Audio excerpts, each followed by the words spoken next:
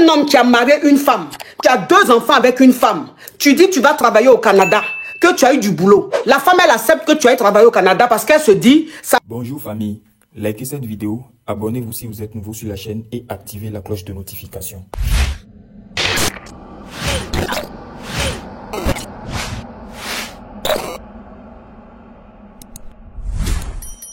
Pour poser question. Ok, on t'écoute. Quand vous appelez, vous enlevez l'écouteur, vous enlevez le haut-parleur et vous ouvrez votre gosier. Je viens de commencer, j'ai pas envie de m'endormir. Quand je n'ai pas mis l'écouteur, je n'ai pas mis le haut-parleur. Ok. Ok. En fait, moi, je suis mariée depuis 5 ans. Et juste après mon mariage, en fait, mon mari, en fait, il a eu le visa pour aller au Canada. D'accord? Et bon, on est resté en contact, on a 2 enfants et tout va super bien. Sauf que depuis 5 ans, le monsieur n'est jamais rentré. Et à chaque fois, en fait, que je lui en parle, il me dit, bah non, qu'il est occupé, qu'il a trop de travail et tout. Et récemment, en fait, le problème, c'est que il y a une amie, en fait, ma meilleure amie, qui m'a appelée et qui m'a dit, voilà, qu'il a aperçu mon mari, en fait, dans un supermarché. Oui. Et je lui ai dit, bah, que c'était pas possible, que le monsieur, il m'a dit qu'il était occupé, qu'il pouvait pas rentrer et tout. Mais la dame, elle m'a dit, ben non, qu'il a vu dans un supermarché et tout, que c'était lui. Donc, en fait, j'ai pris mon mal en patience. Et une autre fois, en fait, je lui ai demandé le nom du supermarché et tout, qu'elle m'a donné. Et en fait, un jour, fortuitement, on s'est dit, bah, on allait se mettre, en fait, devant ce supermarché pour voir ce qui allait se passer. Oui. Et bizarrement, je vois mon mari, en fait, avec une whitey, mais dans la main, en fait, il est entré dans le supermarché. Coach, je vous dis, en fait, ce jour-là, j'ai failli m'évanouir. J'ai rien compris, en fait. Je croyais, en fait, que je rêvais. Donc, j'étais là, en fait, et ils sont sortis. Et quand ils sont sortis, je me suis rapprochée de lui. Je lui ai juste dit, bonjour, monsieur, vous allez bien? Et en fait, il s'attendait pas à me voir. Et il était tellement surpris que j'ai dit, ok, bah, c'était juste un bonjour et je suis repartie. Et quand je suis rentrée, il m'a appelé.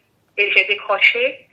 Et il m'a dit, bah non, la fois qu'il a essayé de s'excuser, de raconter en fait n'importe quoi, qu'il était rentré la veille, que c'était une urgence, qu'il voulait pas. En fait, il a raconté des coups. Et jusque-là, en fait, il me demande pardon. Donc, je sais pas, je suis franchement bouleversée. Je sais pas ce qu'il faut faire. Je ne sais pas. Ok. Donc, ça veut dire que ton mari, il a eu un boulot dans un autre pays, c'est ça? Oui, il est parti au Canada, oui. Ok, donc vous êtes en Europe, vous êtes en France, ton mari, il a eu un boulot au Canada, donc il est parti là-bas, il t'a laissé ici avec les enfants. Depuis, oui. Et ça fait 5 ans qu'il est au Canada et que toi, tu es ici avec les enfants. Et depuis ces 5 ans-là, il n'est jamais revenu. Non. Et à chaque fois que tu lui dis de venir vous voir ou bien que vous allez le voir, il dit non, il trouve toujours des excuses qu'il a trop de boulot, nanana. Et tout dernièrement, tu as ta copine qui t'a dit qu'elle a vu ton mari au supermarché, dans un supermarché ici en France, dans ta ville. Oui. Et toi, tu lui as dit, c'est pas possible. Mon mari qui est parti au Canada depuis 5 ans, il dit qu'il peut pas venir parce qu'il a trop de boulot. Donc, tu peux pas le voir ici en France, c'est pas possible. Il est au Canada. Elle dit, si je connais ton mari, c'est ton mari que moi j'ai vu au supermarché. Et donc, tu n'as rien dit. Doucement, doucement, tu as commencé à te mettre devant le supermarché pour voir si tu allais rencontrer ton mari un jour. C'est ça. Ok. Et un jour, tu es parti. C'est-à-dire, tu es parti peut-être plusieurs fois, tu ne l'as pas vu. Mais tu as quand même continué. 2 fois. Tu es parti 2 fois. C'est la 3e fois, voilà. Ok. Tu es parti 2 fois, tu ne l'as pas vu. C'est la 3e fois que tu as aperçu ton mari avec une femme en train de rentrer dans le supermarché. Et donc, quand tu l'as vu rentrer dans le supermarché avec une femme, en fait, tu étais tétanisé. C'est-à-dire que tu étais tellement sous le choc que tu n'as pas pu réagir. Tu l'as laissé finir ses courses avec cette dame-là, une whitey. Et quand il est sorti du supermarché, tu es venu vers lui, tu dis bonjour monsieur. Tu n'as pas fait de scandale, tu n'as rien fait, tu l'as juste salué. Non, tellement j'étais choquée en fait. J'étais choquée. Tu étais choquée, donc tu l'as juste salué. Oui, je lui ai juste dit bonjour monsieur, juste en fait pour qu'il remarque ma présence en fait, pour qu'il sache que je l'ai vu. Oui. Et quand ton mari, tu lui as dit bonjour monsieur, qu'est-ce qu'il a fait? Ah, en fait, il était debout, il était choqué, il a commencé à trembler. Et moi, j'ai juste dit bonjour, j'ai pas traîné en fait devant lui. Je suis repartie. En fait, j'ai juste tourné les talons, je suis partie. J'ai pris, en fait, ma pote, elle était dans sa voiture. Donc, je suis partie la rejoindre et puis elle a démarré, on était partis. Ok. Après, je ne sais pas si il est resté longtemps devant le supermarché. Je ne sais pas comment il s'est démerdé, mais il a commencé à me rappeler. Ok, donc ça veut dire que ton mari, quand tu l'as aperçu avec une autre femme, une Whitey, devant le supermarché, que tu lui as dit bonjour, il était choqué, il tremblait même, tu n'as rien fait, tu es remonté dans la voiture de ta portesse qui t'a dit que ton mari venait dans ce supermarché avec une autre femme et vous êtes partis. Donc quand vous êtes partis, ton mari t'a contacté, t'a recontacté pour te demander pardon, il a commencé à raconter des histoires, qu'il faut lui pardonner. Mais j'ai dit, quand il t'a appelé pour demander pardon là, mais quelle est l'excuse qu'il a trouvé à dire? En fait, il m'a dit qu'il était rentré 2 jours avant parce qu'il avait un souci de santé et que qu'il avait des analyses et qu'il ne voulait pas me choquer, qu'il ne voulait pas me donner des soucis, moi et les enfants. Donc, il était venu faire ses bilans et tout ici et qu'il comptait bien me chercher en fait dès qu'il allait se rassurer qu'il n'y avait rien de grave en fait. Ok. Bon, il allait se rassurer qu'il n'y avait rien de grave là. Donc, la femme avec qui tu l'as vue là, c'est elle son médecin quoi. En fait, il n'a même pas parlé de la femme. Et puis comme moi, en fait, j'avais déjà des doutes parce que quelqu'un qui part au Canada depuis 5 ans et qui n'est jamais rentré. Et je me disais, je me préparais déjà à l'idée qu'un jour, en fait, il allait me dire ou qu'on allait se séparer. Ma chérie, tu me permets de me parfumer? Oui, écoute, vas-y, fais-toi plaisir.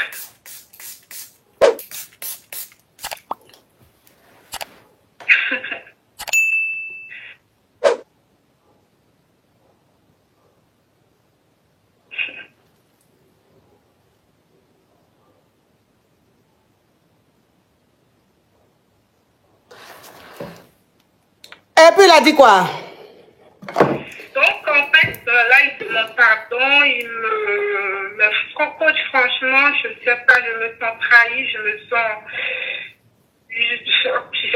Juste là, je n'arrive pas à réaliser en fait. Je ne sais pas ce qu'il faut faire, s'il faut aller de l'avant, il faut tout arrêter. Je ne sais plus si vous étiez à ma place, qu'est-ce que vous auriez fait. Ok. Donc ça veut dire que ton mari, quand tu l'as attrapé, il t'a appelé après pour demander pardon, s'excuser, qu'il est rentré du Canada 2 jours avant et que quand il est rentré, il avait des petits soucis de santé, qu'il voulait faire ses analyses, se rassurer avant de rentrer à la maison. C'est ça, ok. Mais toi, depuis, tu es tellement choqué, tu es tellement déçu que tu ne sais pas comment réagir. Exactement. Ok, d'accord. Ok, d'accord, ma chérie. Attends que je bloque ça. On dit de bloquer qui? Bloque Lucas. Ok. Ok, Lucas. J'attends ton commentaire, Lucas. Tu es belle, coach, mais tu donnes à mettre un parfum dans la bouche. Attendez, je vais m'occuper de Rotine Fila. Rotine Fila. Elle dit, tu es belle, coach, mais tu donnes un mauvais exemple de mettre le parfum dans la bouche, bien que tu ne le mets pas. Écoute, Rotine Fila, en ce lundi, tu penses que c'est nécessaire ton commentaire, Rotine Fila? Le parfum, même si je mets dans ma bouche, que je mets dans mes narines, même que je mets même dans mon ouah. Rotine Fila, en quoi ça te dérange, Rotine Fila? Toi, je comprends. Tes parfums que tu achètes, c'est dans les brocantes. Ça veut dire que toutes les brocantes de ton quartier, toutes les brocantes de ta ville, ils sont en rupture de parfums, en rupture de stock, parce que tu es la seule à ramasser les parfums seulement dans les brocantes. Mais les parfums que tu achètes dans les brocantes, Rotine Fila, tu ne peux pas mettre dans la bouche. Parce que si tu mets dans la bouche, c'est sinusite, tu vas avoir. Puisque c'est des parfums qui sont fabriqués avec les odeurs des aisselles, avec les odeurs des 3 chats.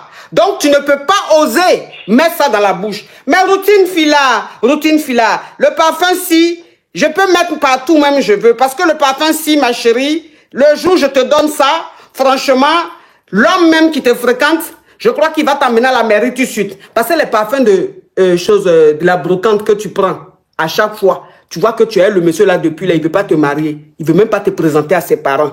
Parce que franchement, tu vas aller à l'odeur de brocante là, chez les parents là-bas, tu vas donner sinusite à toute la famille. Pourquoi tu vas faire ça routine fila? Donc ça veut dire routine fila. Tu es là, je te donne une seconde chance parce que je me dis, tu es ignorante, tu ne connais pas, tu n'as jamais mis bon parfum, donc tu ne sais pas de quoi tu parles.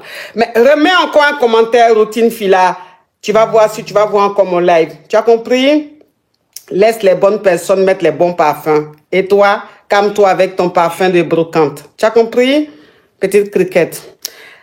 Ok, ma chérie. Donc, ça veut dire que c'est quoi ta question? En fait, je ne sais pas, est-ce qu'il faut aller de l'avant, parce que là, on a 2 filles. Je ne sais pas vraiment ce qu'il faut faire. Il faut demander le divorce, parce que là, il n'a même pas le courage, en fait, de venir à la maison pour qu'on en parle, parce que depuis ce temps, ça fait déjà quelques semaines, il m'appelle uniquement au téléphone, il me dit qu'il n'a pas le courage de passer à la maison, tant que je ne lui ai pas pardonné, il ne pourra pas venir et tout. Donc, je ne sais pas s'il faut aller de l'avant ou demander le divorce, je ne sais pas trop. Ok. Ça fait combien d'années que vous êtes mariés? 5 ans. Ça fait 5 ans. Vous avez combien d'enfants? On a 2 filles. 2 filles. Ok, ma chérie. Oui. Ok. Il faut demander le divorce. Demande le divorce. Tu sais pourquoi je dis ça? Non. Le divorce que je te demande de demander, c'est pas parce qu'il t'a trompé que je te demande je te dis de demander le divorce. C'est la manière, il a le foutaise. Ça veut dire que ce monsieur-là, depuis 5 ans qu'il t'a dit qu'il est au Canada, il vient à tout moment ici en France, mais il reste chez sa maîtresse. C'est là-bas qu'il reste. Et quand il finit son séjour, il retourne au Canada. Mais je dis, toi un homme qui a marié une femme, tu as 2 enfants avec une femme, tu dis que tu vas travailler au Canada, que tu as eu du boulot. La femme, elle accepte que tu ailles travailler au Canada parce qu'elle se dit, ça va améliorer leur quotidien. Le quotidien des enfants. Mais toi, tu vas depuis 5 ans, tu es au Canada. Tu ne viens pas voir ta femme et les enfants. Tu trouves toujours des excuses. Mais tu as le courage de prendre ton billet pour venir voir une maîtresse. Depuis 5 ans, il fait ça. C'est parce que tu l'as attrapé cette fois-ci-là que tu penses qu'il te manque, oui. Lui, il est là depuis 2 jours, qu'il allait rentrer. Il y a longtemps, il fait ça.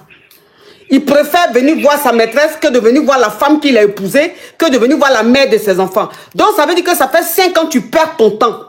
Ça fait 5 ans que tu es en train de rester, tu restes là à attendre un homme qui ne veut même plus de toi. Un homme qui est en train de vivre sa vie de louga avec une autre femme.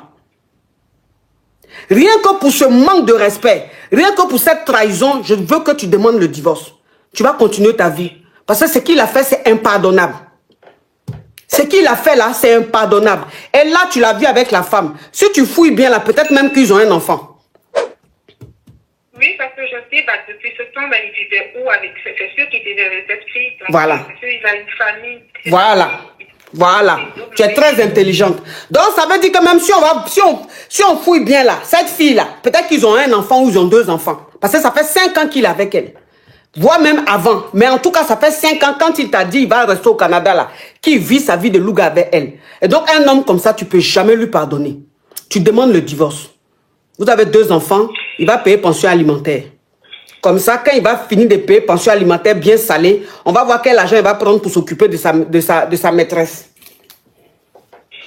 Merci, coach. Courage à toi, ma chérie. Tu mérites mieux. Tu mérites mieux, s'il te plaît. Libère-toi de ce malot. Oui, franchement. C'est quelle méchanceté, ça. C'est quelle méchanceté, ça.